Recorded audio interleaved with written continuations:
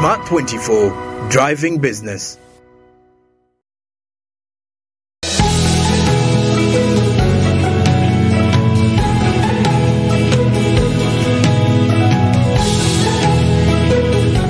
Well, let your career journey be an adventure with us as we get to exploit various careers with different professionals who come in to indulge us when it comes to their experiences, their journeys, from sharing where it all started, the schools they went to, the achievements, and the challenges they have encountered.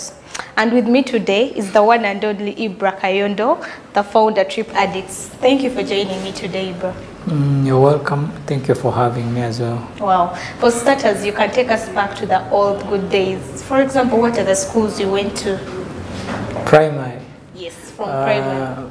Primary, I went to, before primary, I think kindergarten, I went to a school called Mother Care Primary School. Okay. Then from Mother Care, I went to a school in Ntungamo called Rashamie Republic. Okay. Then from Republic, that was around primary 1. Then I rejoined Mother Care. Left Mother Care, went to Little Angels Primary School, where I completed my primary level education. Wow. As for O-level? O-level, I went to senior 1. I wanted to go to Antare School, but unfortunately I didn't. I then went to Namembe Hillside High School. Then Form 2, I went to Seta High, Green Campus. Before you even go that far, yeah. Why did you want to go to Mtali? It was just a boy's norm. But then, when I reached at the gate, as I went with my mother for submission, we actually went to Bara High School as well. I saw only boys. I was like, in my life, I've been much of a decision maker. So I was like, no. So both Mtari and Bara High School, I was like, no, because these were boys' schools, something I didn't personally advocate for, being in a boys' schools only. So that's why I didn't go for Ontari either or Bara High School. Wow, so from Namirembe? Yeah, Namirembe Hillside, that was Form 1. Form 2, I went to Seta High School, Green Campus. The reason why I left Namirembe was a lot of canes. So we reached at a point when I was in Form 1, they never used to write noisemakers anymore. So the teacher would come and it's like the usual people. Ibra? The usual people. So we were like about seven boys, because that's what actually our class monitor was a lady, they called class monitress, something like that. Yes. So she used to only write boys. So our class teacher was used to only boys. So it was, so from, caning the bum, they started caning, the legs, yeah. So I told Mom I'm not going back to Namembe Hillside.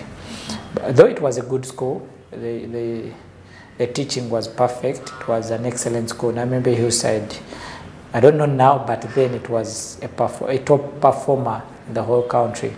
So from there I joined Seta High School, Green Campus, for my Form 2.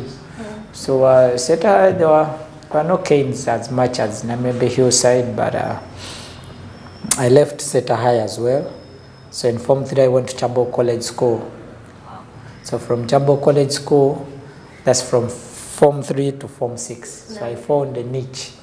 This is a school, a day school, where you can reason it out for yourself. There are no canes. You just have to be an adult like you are. You just have to think it through. You just have to be knowing that education is more important. So from Form 3 to Form 6, I completed both levels at Chambo College School. So that climaxed my secondary level. Wow. Yeah. Well, throughout your schooling and all that, let's say, okay, I think the right age for someone to even think about career guidance or anything is probably formed from Form 2 to Form 6, right? Where did you go to uni? I went to International University of East Africa. Okay. IUEA. So, okay. Yeah. So you know how people have this mentality of maybe by the time you think about what you're supposed to be, okay, most people think probably from Form 3 to maybe campus. What was that stage whereby you thought to yourself and you're like, this is what I want to be in the future? Actually, it is not from Form 3 when people start thinking about what they want to be in the future. It's actually from primary. Okay. So in primary, I really wanted to be a lawyer. Then why I didn't pursue that is because we had a lawyer as well in the family. As I went on growing up, we had a lawyer, so I was like, no. So I opted for engineering. That's from about Form 3. My mind was telling me about engineering. So luckily enough, I did the diploma in computer engineering, and I left things of school to be at that level. What had made you think about being a lawyer in primary? What is that? What's that one memory you can tell us and you're like, this is what made me think of becoming a lawyer someday in the future? Lawyers were respectable people, very respected actually. And as a career, being a lawyer then was something that was not so common actually. Then there's also one day, those things, those pastors also. So I happened to visit a church because my mom is a Christian. So there's a pastor called Andrew. He's like, I don't know how they behave, but he's like, you're going to be a lawyer. So I envisioned myself being a lawyer because I even loved it. And this was the pastor also telling, people believe so much into that, telling me that you're going to be a lawyer in future. And of course, it's still possible, but it's not something that I think about lately, being a lawyer. But that's what, of course, prompted me my whole primary level to think about being a lawyer. Wow. How do we transit from wanting to be a lawyer to engineering now? People that I studied with know how sharp I was. I was a very brilliant kid. So Form 3, so I was balancing home. Do we have an engineer, doctor? No.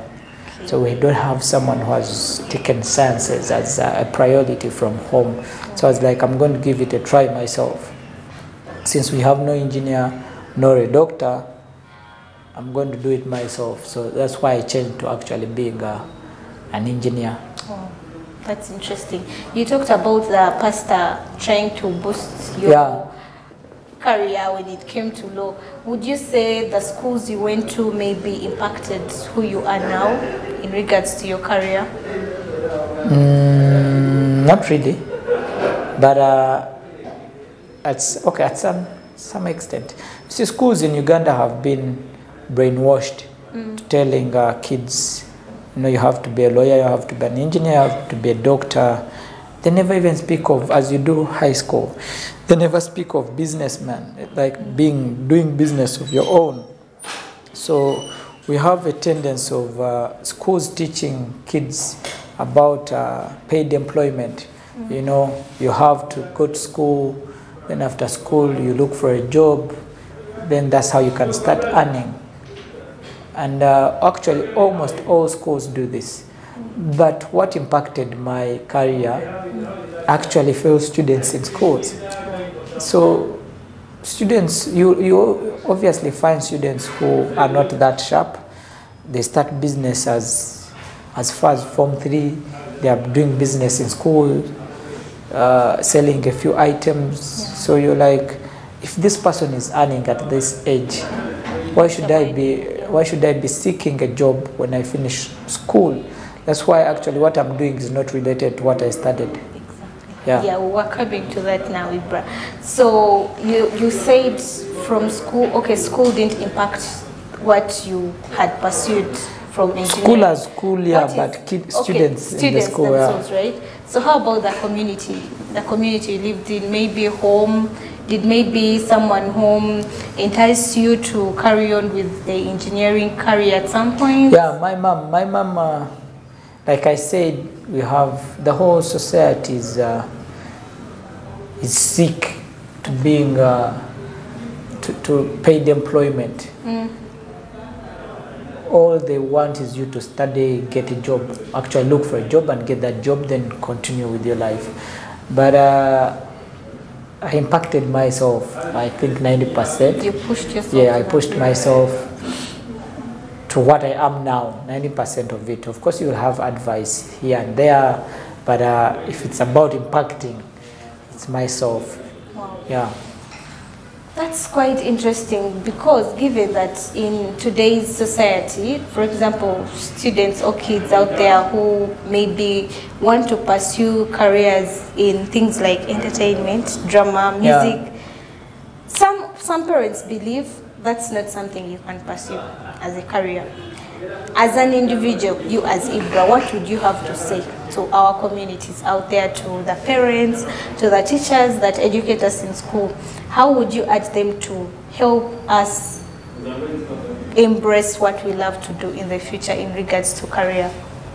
Okay, the whole point is we have these co-curricular activities in schools, but I don't think they are given much attention that's it should be. Co-curricular activities should be actually a whole subject.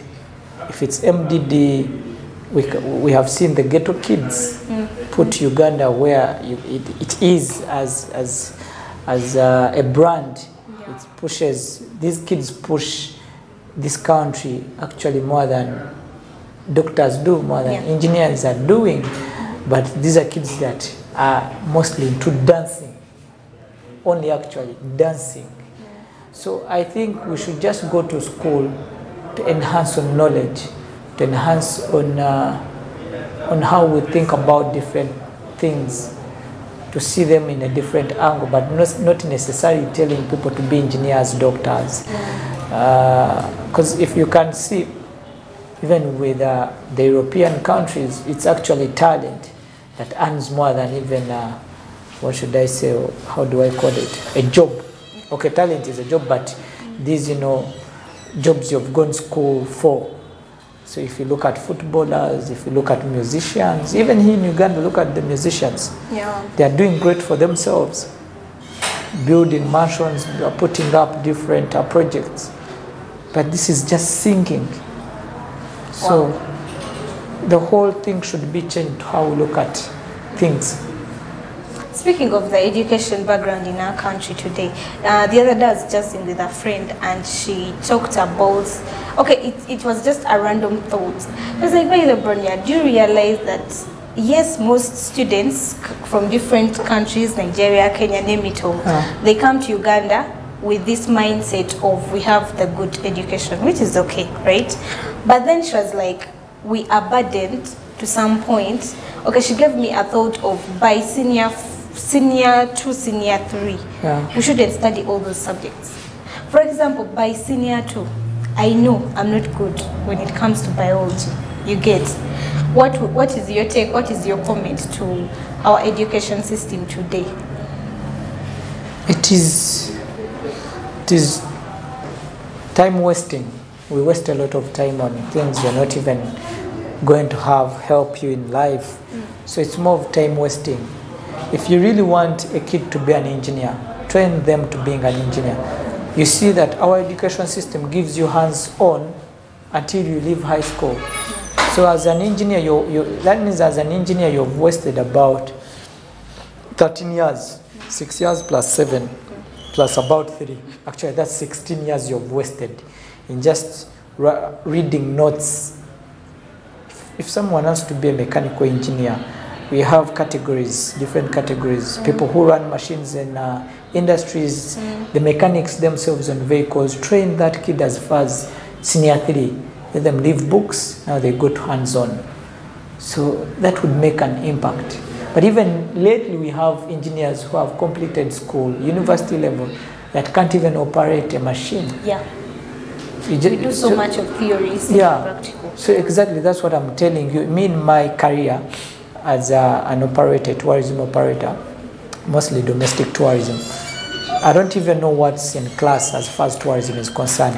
But I created an influence as far as domestic tourism is concerned. And how many numbers have we had because of an influence I created, because of something I just thought about that this as a Ugandan, as a fellow Ugandan, and then age bracket, I thought about how Ugandans behave, the behavior structure. I sat down and was like, how do I entice fellow youth to joining tourism? First of all, as tour operators, second, as clients.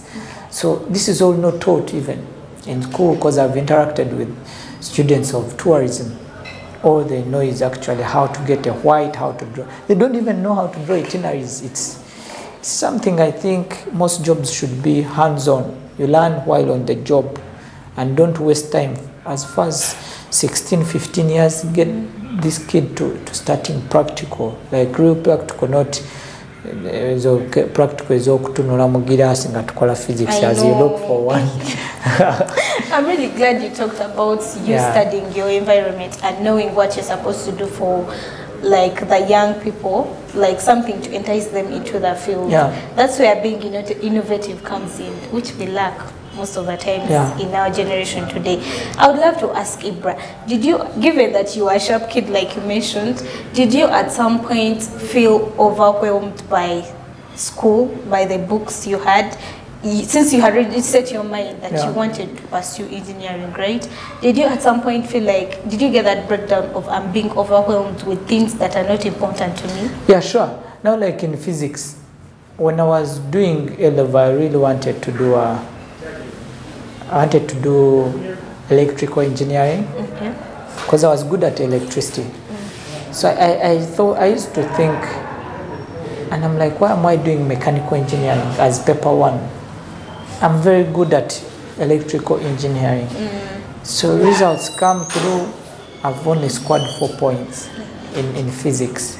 So I'm asking myself, I would have gotten an A first of all, according to our structure. If only they had that chance to kids, you can do electricity only. Then we groom you to being an electrical engineer. But you have to do mechanical, you have to do electricity, or what other two? There's overheat, something like that. There are 4 papers in physics. So you have to do all that. But you can't be good at all that. Of course, yeah. Even in engineering, you can't be good at civil, you be good at electrical, you be good at mechanical or computer engineering. No. If you're good, you'll be good at electrical. Let's concentrate there. These are things that even the teachers should be noticing by the time at least Form 5 is done. So that at Form 6 they ask you, yes, you have done all this. So in all these categories, which one would you like to offer? So that every kid has a chance. That's why actually we are not getting even the doctors, we are not getting engineers.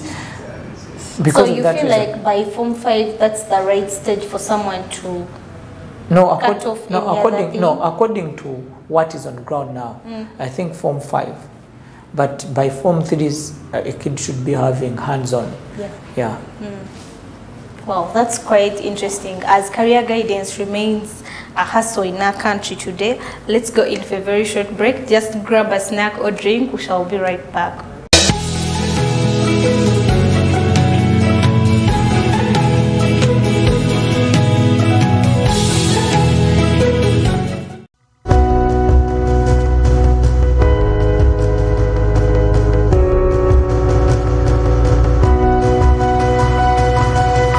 Smart 24, driving business. Luxury redefined at Seasand Hotel as you indulge in the splendor of elegant living fit for the royalty that you are. Step into comfort, pampering and blissful customer-centric service as you select from our range of comfy, exquisite living quarters furnished to meet with your royal preference. Surrounded by scenic beauty, our tropical setting allows you to escape the glamorous ordeal of city life. Our ambient green gardens will guide you to a place of revitalizing rest. The 3-star restaurant caters to your palate, serving your choice menu ranging from exotic cuisines to local delicacies. Our chefs will serve you full-course meals for a truly out-of-this-world culinary experience. Our fully stocked bar to whet your throat, from renowned global brand whisks, brandies, gins, beers and wines to our locally celebrated beverages, you will not lack for any brewage. It's an all-new experience in the East at Seasun Hotel. So visit today at plot 15 to 19 Spire Road, Ginger, or contact us on +256 751 719 960 and +256 785 354 614 for reservations. Seasun Hotels, luxury redefined. And you compete in the business market. Yeah, it's not easy, but you compete. Like, you have to be creative, you have to seek advice here and there, you have to create connections as well. So all is that about business. Business is not about how much you've gone to school, no. It's about how much you really want to do it out there and challenge yourself. That's what business is all about. Well, given your story on how you started your tourism career, it has reminded me of this proverb of an early bird catches the worm. Because wow, by the time you study engineering, anyway, let me ask you, Ibra, do you sometimes feel like you should, okay, I know someone could be satisfied where they are, okay, not satisfied, but you feel like you're okay, you want to grow what you're pursuing at the moment, right? Do you at some point feel like you need to maybe follow what you studied? No. Engineering? You've never thought about that? I've never thought about, first of all, looking for a job, even creating business. It could be business of my own in that line. No, I've never thought about that. I think tourism is actually something that is very good, that the world or that Uganda hasn't learned. Because if you look at Uganda, what do we have to offer? It's tourism. We used to offer coffee as an export. You won't have England come here to pick our doctors. It's on a few occasions. There are good doctors. India is known for that. So if Uganda is known for nature, we used to be known for export of coffee, and now tourism earns more foreign exchange than coffee. That means we are known for, tourism is earning a lot of money for this country. That's what we need to be pushing as a country to the rest of the world, that look, we have this, we have this. We have Makshon, we have the source of the Nile is here, we have the second biggest water body like Victoria in the whole world. To me actually it's the biggest. Abazungu bayagala just kutufukira abagezi, but Lake Victoria is actually the biggest, bigger than the superior lakes. So I think we should have focus on what we can do. We haven't had focus as a country. Okay. Yeah. Wow. So as you were jazzing me about the O-level and high school thing of you pursuing engineering as your career, one, you seemed like it came out of passion, right? So how come, what distinguishes the tourism thing to you pursuing engineering? Actually, engineering didn't come out of passion. Okay. It came out of community. How many engineers do we have? You know, so-and-so's son is an engineer, and you know, so-and-so's son is a lawyer. So it's like, to make my parents proud, I would do just engineering. So so you did it out of making your parents proud? Yeah, it was brilliant. If it's about passion, then at least being a lawyer was my passion, to be honest. Even now, sometimes I think about being a lawyer compared to what I actually studied. And do you plan to work on those dreams, on being a lawyer, going back to school maybe? I don't want to study for 7 years, 6 years. It's time wasting. Then after studying, you have to look for a job. I would rather do any course to do with tourism. Okay. Yeah. And that's what actually I want to work on, to just enhance my knowledge about what I think in relation to what the notes that were written by someone say. Because I've created this impact without this knowledge, so I want to know. I usually ask myself sometimes, but what exactly is in the notes? that these tourism students study, that come out into the field, and they can't create an impact, they can't create an influence. I get your so point. That's why I'm actually very inquisitive to do tourism, not because I lack the knowledge. No, I have the knowledge as far as tourism is concerned. I just have to enhance with more informed people. But if it's books, I'm just inquisitive. Because you find a whole graduate of tourism can't draw an itinerary. Yes. You know, if it's about Uganda, they can't even tell you where Makshon Falls is. They can't entice someone to visit any destination. I get so those are things I think about mostly. Okay, we talked about families impacting our career paths and the communities and societies, blah, blah, blah. So what is your take when it comes to mentorship? What's your opinion when it comes to mentorship today? Mentorship. Oh, I think it's partially needed. You're a mentor of yourself. Even when you have the best mentor, you can't bring out the best. They will never see you the best. You just have to be challenging. I do things different. You challenge yourself. Where do you want to see yourself next? When I say I want to be at a point where I can speak for domestic tourism and the whole country listens, that means I'm challenging myself. Then not someone is going to give me as my mentor. And the same things like actually in class. So a mentor is supposed to be one person who should really come through for you when you need. Not necessarily every time going to tap on knowledge. That's what I think. So it has to come in hand with the other benefits?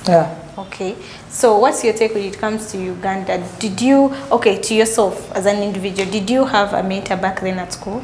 Yeah, I had a mentor. I don't know whether I should call him a mentor, but I had someone who enhanced my knowledge. That was my primary teacher, actually head teacher. Even still now, he's called Mr. Nwaga Alfred. Even now, he's the person I look up to. Not because he has a lot of money, but he's very sharp, he's very knowledgeable. He's outspoken. He's this one person who challenges himself daily. You know, provided he's a head teacher, but now he has a lot of things he runs, but from teaching. So those are things I really want to look up to and be like, if this person can make it.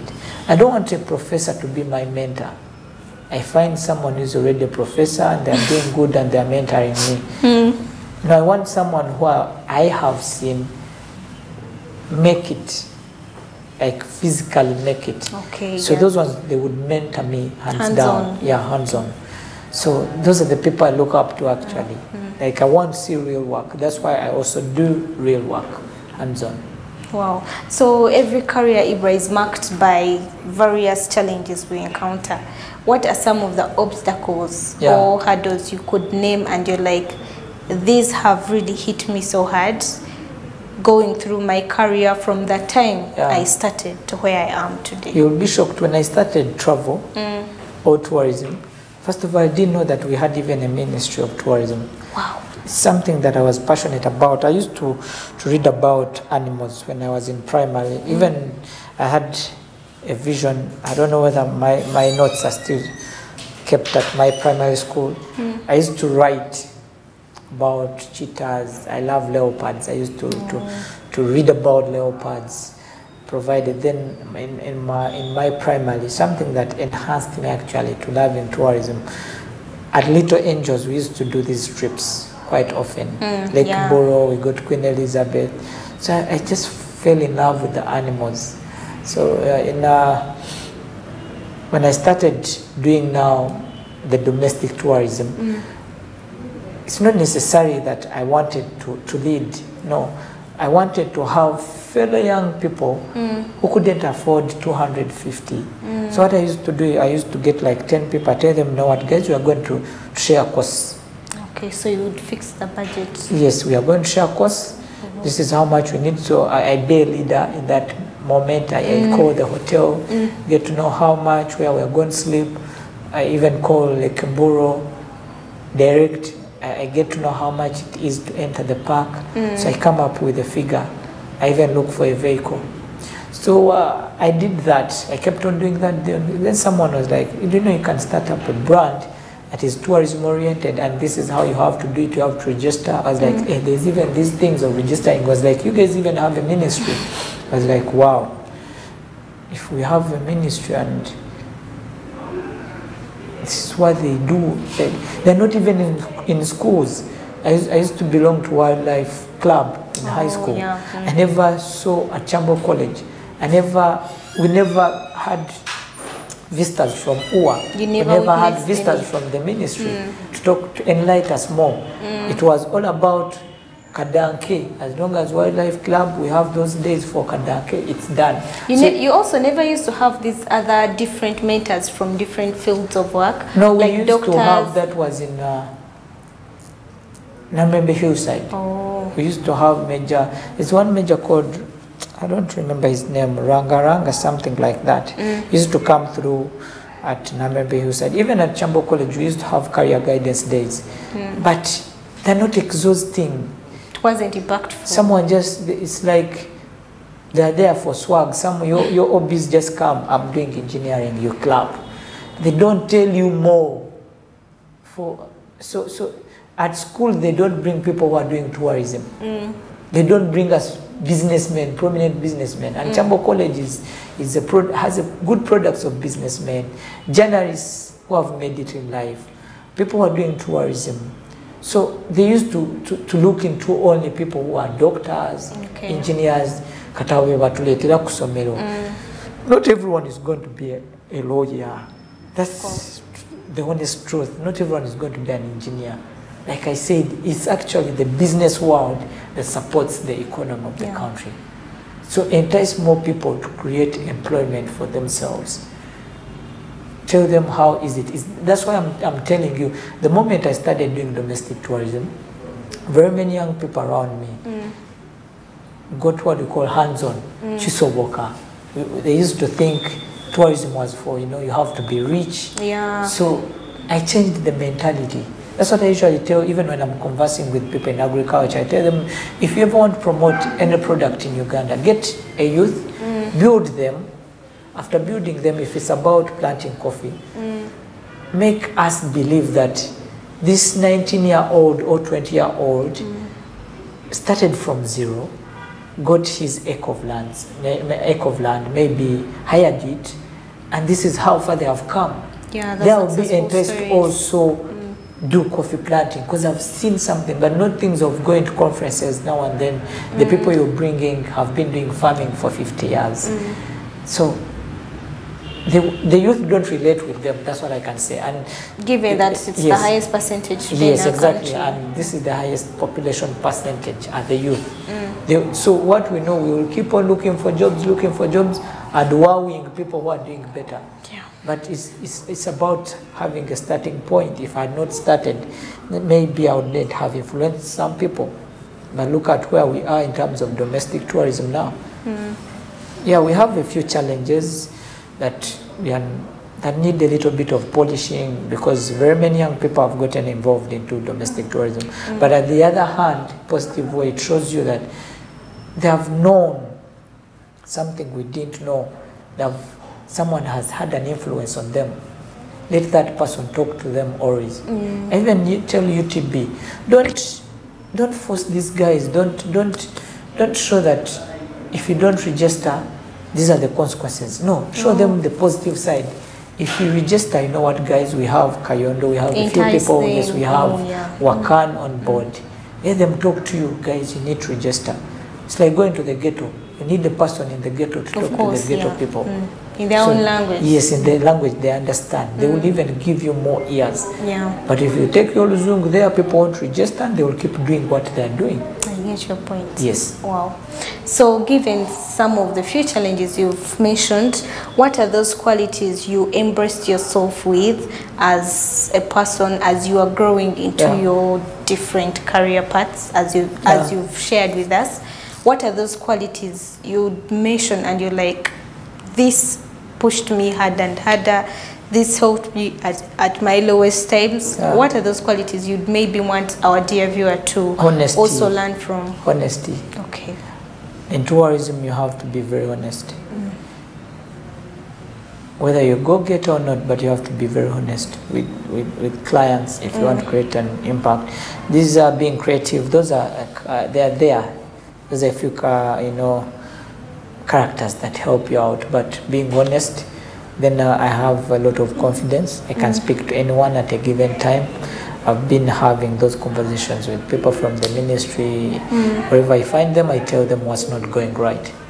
And if they're doing something great, I still tell them, you guys, here you're scoring the points. Because at the end of it all, this is our money as Ugandans, taxpayers' money. Yeah. So every time I put that in mind, I have the confidence to go after them and tell them, you know what, guys, stop eating money in that way.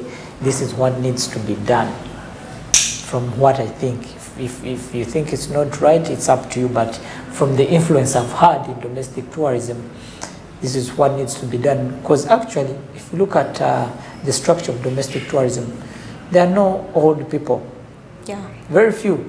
Most companies that are 20 years, 25 years old, 15, they are all doing inbound tourism. Because inbound has a lot of money. Domestic tourism is, you do it because you love it, or you do it because maybe someone is doing it you look up to, but it's not something that will give you a lot of money. But yet it's impactful. If you look at the vehicles we hire, if you look at the fuel, we keep the lodges running because for it, it has no seasons. Domestic tourism has no seasons. It's all the way round. So we keep the lodges running. We support other sectors, day in, day out of the economy. So it is something, even in school, people are doing tourism. They never study about domestic tourism in particular. Yeah, no. Even at the UTB level. If this is a baby you're trying to grow, why don't we have a docket for domestic tourism? People who understand domestic tourism to think for it. Oh, yeah. Even at the ministry, we don't have a docket for domestic tourism. We just have these campaigns that are mushrooming anyhow, that are being done anyhow. But we don't have thinkers that think for domestic tourism all the way out. So it's something that we lack as a country. Yeah, we are trying to promote domestic tourism, but we don't have thinkers for it, and they're not appreciated as well. Wow. Wonderful. As you look back on your career journey, Ibra, what are the milestones or what are those memorable achievements you really could share with us and you're like, I've achieved this when it came to my career or something?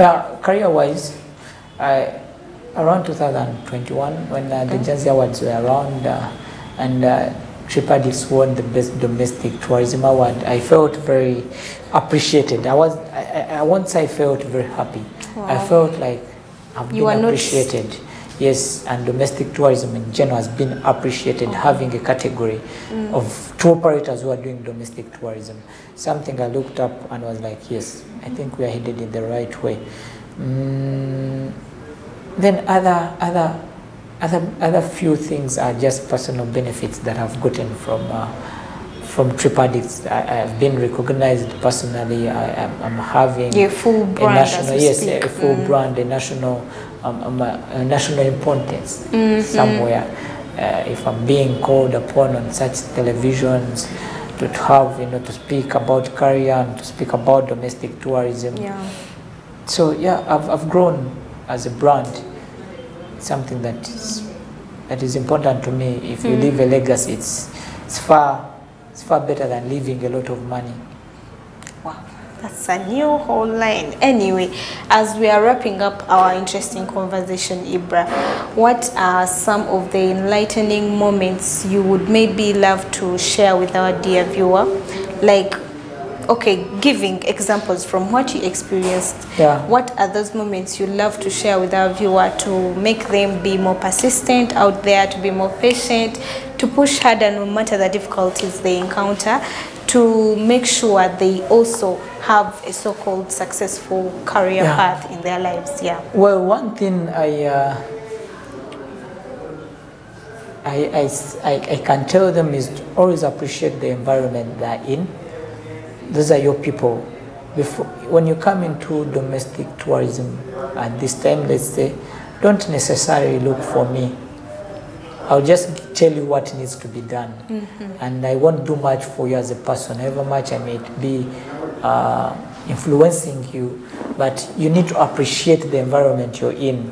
Those are the people that keep you going. Those are the people that support you. Even the small businesses, the retail shops. Before you look for deal to get knowledge from him, if you've already started a retail shop, first get a few of your fellow retail, shoppers or people who have shops or businessmen. Find a way out. Appreciate your customers. That's why there's no formula to making money other than working. They them not tell you sentence in tourism worker, sentence in engineering worker. Everyone in every sector, you will ever find a rich person in that sector. And you will actually find a poor one still in that sector. So what I'm saying, as far as I can tell people, is appreciate your passions, then see how to grow them into a career or ventures. Then otherwise create connections. It's day by day, step by step. Now if I have the connections in the ministry, it's not how I was 3 years ago. It's not what I'm going to be. You never know where I will be in the next 3 years. I may be the state minister for tourism, kidding. But what I'm trying to show you is it's step by step. You grow yourself into a brand. You grow yourself into a brand. Wow, so Ibra, you talked about leaving a legacy behind. How would you advise our viewer in the sense of how would you enable them envision themselves leaving a legacy that will not only contribute to them and maybe personal benefits, but also to the communities and our country at large? Well, every person created into a venture, you're contributing to the country because you're taxed one or the other, or you're supporting another sector. So all I can tell my fellow youth is if you work for 6 months looking for a job and it's not there, look for a skill that is hands-on. It's very important. Do graphics. Every company now in Uganda is doing graphics, branding. That means every company either has a graphics designer on board or they outsource a graphic designer. Have these skills. You've seen photographers.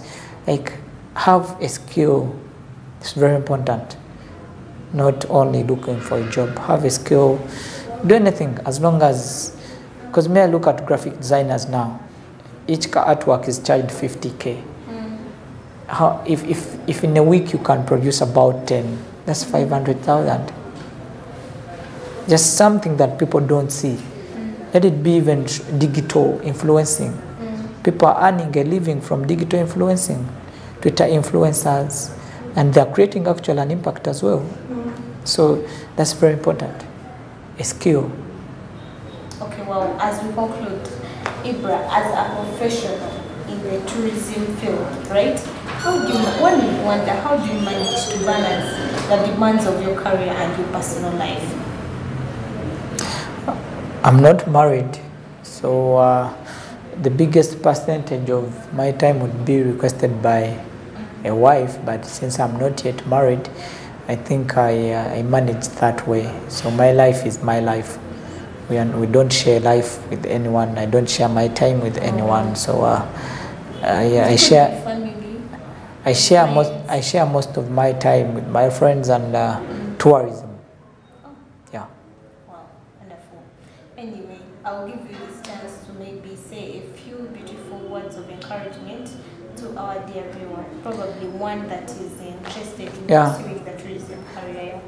Let no one tell you you can't do it. That's one thing I believe in. And let no one, we have very many wiseacres in the field of tourism that will bring out all these words. I usually see them on Twitter downplaying some new young guys in the industry. One thing I can tell you is let no one speak any technical terms and you're overshaken. No. Go out there, seek for advice maybe from any friend who is doing tourism, mostly if you're into domestic tourism, because the way it operates is different from the way inbound operates. So if you get at least some advice, the quotation. These guys have helped you run the quotation. Have them on board on your first trip. Let them be running it for you as a brand, but you're the one behind it. So market your trip, get Ugandans, take them to different destinations. Let no one tell you, Manya this, Manya you can't do it.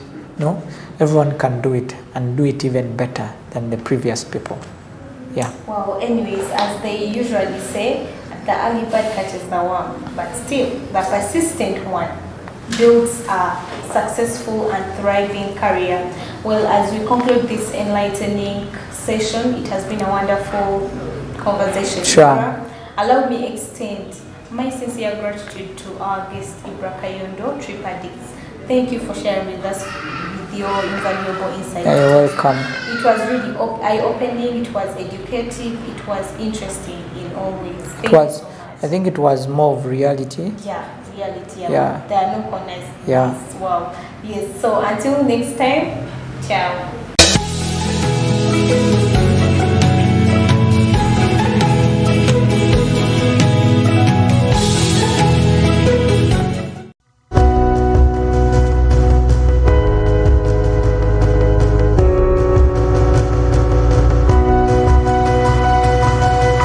Smart 24, driving business.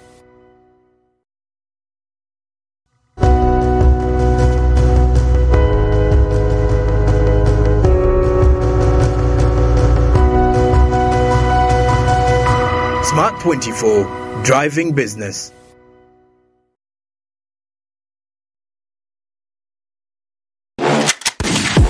Happy New Year, our tech lovers, and welcome to 2024. Now, this year we begin with a report on Tesla. Now, we have a report that Tesla has been reported to have 4,855,000 deliveries for the fourth quarter, bringing 2023 total to 1.8 million. Now, Tesla just reported fourth quarter vehicle production and deliveries for 2023, and during the company's third quarter earnings call in October, the CEO Elon Musk said that the Model Y was likely to be the best-selling car on earth, but not just in revenue, but in unit volume this year. Now, the company previously offered guidance that it would notch at least 1.8 million deliveries for the full year in 2023. In its last earnings call in October 2023, Tesla Exes offered guidance that the company would notch at least 1.8 million deliveries for the full year 2023, a number they had revised down from a 2 million goal earlier. Now, analysts had expected Tesla to report deliveries of about 4,777,000 for the year-ending quarter, according to a consensus of estimates compiled by Street Account as of December 28, 2023. Now, deliveries are the closest approximation of sales reported by Tesla, but are not precisely defined in the company's shareholder communications. Now, during third quarter earnings call in October, Tesla CEO Musk once again said that